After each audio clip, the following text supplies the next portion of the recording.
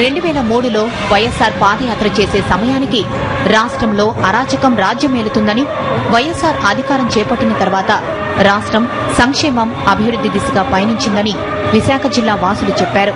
తిరిగి రాజన్న తనయుడు వైఎస్ జగన్మోహన్ రెడ్డి అధికారంలోకి వస్తేనే రాష్ట్రానికి మంచి రోజులు వస్తాయని చెప్తున్నారు. అనేక కార్యక్రమాలు ఈ ప్రాంతానికి, విశాఖ జిల్లా అభివృద్ది కోసం ఈ పాదయాత్రలో తెలుసుకుని ప్రభుత్వం వచ్చిన తర్వాత ఆ ప్రభుత్వంలో ఆయన ముఖ్యమంత్రిగా రైతులకు గాని, శ్రామికులు గాని, కార్మికులు గాని అన్ని వర్గాల వారికి కూడా న్యాయం చేసేటువంటి పరిస్థితి మేము చూసాం. మళ్ళీ ఆయన చనిపోయిన తర్వాత ఆయన మొదలుపెట్టినటువంటి ఈ పోలవరం ప్రాజెక్టు కాలువలు అయితే తవ్వారు, నీరు రాని పరిస్థితి మనం చూస్తున్నాం. రెడ్డి గారు కుమారుడు జగన్మోహన్ రెడ్డి గారు అధికారులకు వస్తేనే మళ్ళీ ఈ పోలవరం ప్రాజెక్టు కానీ, విశాఖ జిల్లాలో ఉన్నటువంటి అనేక సమస్యలు, రైతాంగానికి సమస్యలు కానీ, చెరుకు రైతుకి మరి ఏటికొప్పాకు కానీ, ఈ జిల్లాలో ఉన్న చెరుకు ప్రాధాన్యత గిట్టుబాటు ధర కానీ అన్ని కూడా లభించాలనుకుంటే ఖచ్చితంగా జగన్మోహన్ రెడ్డి గారు అధికారులకు వస్తేనే ఎన్ని సమస్యలు పరిష్కారం అవుతాయని భావిస్తున్నారు.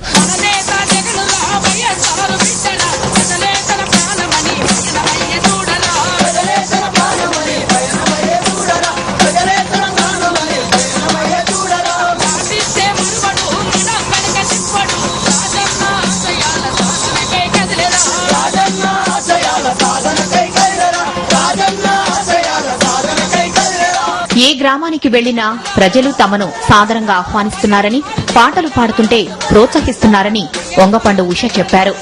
కాంగ్రెస్ పార్టీ తరఫున ప్రజల్లో ఉన్న కష్టాలు, ఏదైతే ఈ కాంగ్రెస్ ప్రభుత్వం టీడీపీలు చేస్తున్నటువంటి కుట్రలు, కుతంత్రాలు, ఈ రోజు వైఎస్ఆర్ కాంగ్రెస్ పార్టీ మీద బురద చల్లుతున్న ఎల్లో మీడియాలు కానివ్వండి, అన్నిటి కూడా తిప్పికొట్టి ఈ రోజు ప్రజా సమస్యలను తీసుకొని పాట, ఆట, మాట ద్వారా ఈ రోజు ప్రజల్లోకి వస్తున్నాం.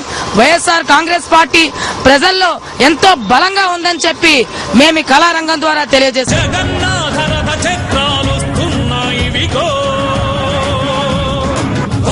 వైఎస్సార్ సీఎంగా ఉన్న సమయంలో విశాఖ జిల్లాలో అనేక సమస్యలను పరిష్కరించారని జిల్లా ప్రజలు చెప్పారు.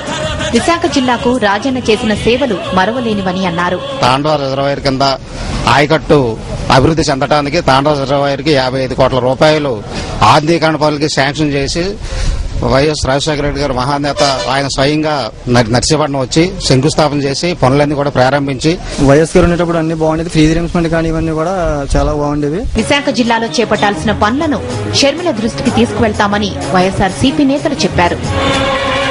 ఫీజు రియంబర్స్మెంట్, ఆరోగ్యశ్రీ పథకాలను రాష్ట్ర ప్రజలు ఎన్నటికీ మరవరని తెలిపారు విశాఖ జిల్లాకు చెందిన గోవిందరావు. రాజశేఖర రెడ్డి గారు ప్రవేశపెట్టిన పథకాలన్నీ కూడా చాలా అద్భుతమైనవి. దాని ఇన్స్పిరేషన్ తీసుకుని ఈ రోజు ప్రజలందరూ కూడా మాక్సిమం ఏ ఎలక్షన్ తీసుకున్నా దాన్ని గెలిపించడానికి సిద్ధంగానే ఉన్నారు.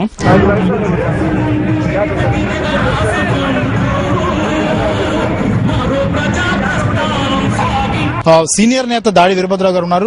సార్ చెప్పండి, మీరు పాదయాత్రలు చాలా చూశారు, ప్రజలతో మమేకమైన రోజులు చాలా ఉన్నాయి.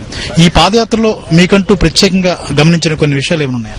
ఈ మనందరం గర్వించదగినటువంటి విషయం ఏంటంటే, భారతదేశం మొత్తం మీదే కాకుండా ఎక్కడ ప్రపంచ దేశాల్లో కూడా ఎక్కడ చూడలేదు, ఈ ఒక మహిళ పాదయాత్ర చేయడం, ఇన్ని రోజులు పాదయాత్ర చేయడం అనేటువంటి సుమారుగా రేపు 3000 కిలోమీటర్ అవుతుంది పాదయాత్ర పూర్తయ్యేసరికి. 3000 కిలోమీటర్ల వరకు కూడా ఒక మహిళ పాదయాత్ర చేయడం అనేటువంటిది అది ఎక్కడా కూడా ప్రపంచంలో లేదు. జనంలో ఈ పార్టీని గెలిపించుకోవాలి, జగన్ గెలిపించుకోవాలి అనేటువంటి భావం జనంలో రావడం జరుగుతుంది. ఆ హోషు, ఆ జోషు ఇదంతా కూడా ఈవేళ షర్మిల గారి పాదయాత్రలో ప్రజలు, సాధారణ ప్రజలు, ఆ మహిళలు కూడా చూడండి ఏ రకంగా చూశారు కదా. ఇప్పుడు మహిళలు ఏ రకంగా పేదరికాన్ని కొంచెం నుంచి బయటకు తీసుకుని వచ్చి వాళ్ళకి రిలీఫ్ కలిగించేటువంటి కొన్ని పథకాలని రాజశేఖర రెడ్డి గారు ఏవైతే పెట్టారో అవి చాలు, ఆ పథకాలు ఉంటే మాకు చాలు అనేటువంటి రీతిలో ఉన్నారు. తర్వాత అన్న మాట నిలబెట్టుకునేటువంటి ఫ్యామిలీ అని వీళ్ళకి పేరు వచ్చింది. రాజశేఖర రెడ్డి గారికి అదే పేరు వచ్చింది. వీళ్ళ జగన్ గారి మీద కూడా అదే ఆశ అందరికీ. ఖచ్చితంగా ఆయన అన్నమాట నిలబెట్టుకుంటారు, ఆయన పథకాలను అమలుపరుస్తారు. అంతే కదా, డెవలప్మెంట్ అన్నీ, అడ్మినిస్ట్రేషన్ అన్నీ.